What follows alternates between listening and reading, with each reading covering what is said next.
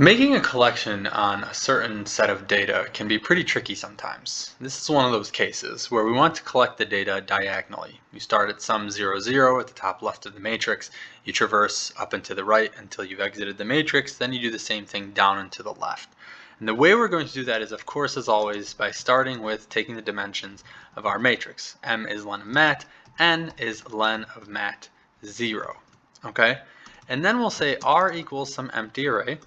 Then we'll say for I in range M, diag equals an empty list. Diag equals an empty list.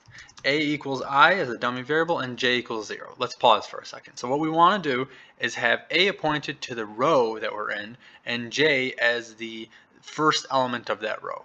And then what we're going to do is increment and decrement as needed to climb up and to the right for the collection. So we'll say while A is greater than or equal to 0 and J is less than n, diag.append mat aj, a minus equals 1, j plus equals 1. Then we'll say r.append diag. So we've collected our diagonal values from the first row in example 1 all the way down to the final row, but only up till 753, which means that we have this other half of the matrix on the other side of that longest diagonal in the matrix. And the way we're going to collect that is by saying, well, let's start at the value where we stopped in the previous for I in range M. This time we'll say for J in range 1 up to n. So that first value that we stopped at previously. Diag equals empty list, and A equals J, I equals M minus 1. So we're in the last row at the jth number, which is going to be 1 up till n. And then we'll say while A is less than n and I is greater than or equal to 0, right? Because now we're traversing up and to the right. We want to say diag.append mat ia. So very similar to the previous for loop, we'll again decrement I minus equals 1 and a plus equals 1, and we'll do the same thing with the r.append diag.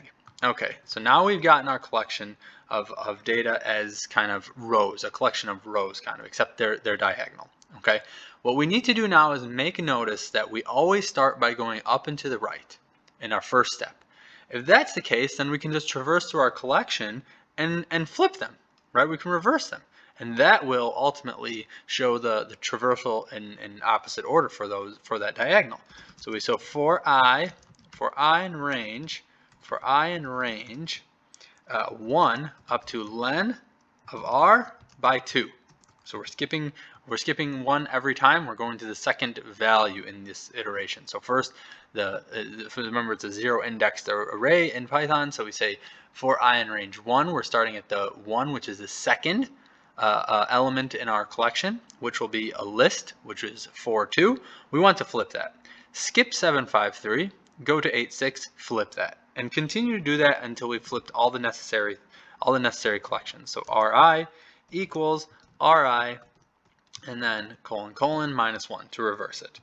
We finally want to flatten our list by saying return x for y in R for x in y. Run, accepted, submit, outstanding.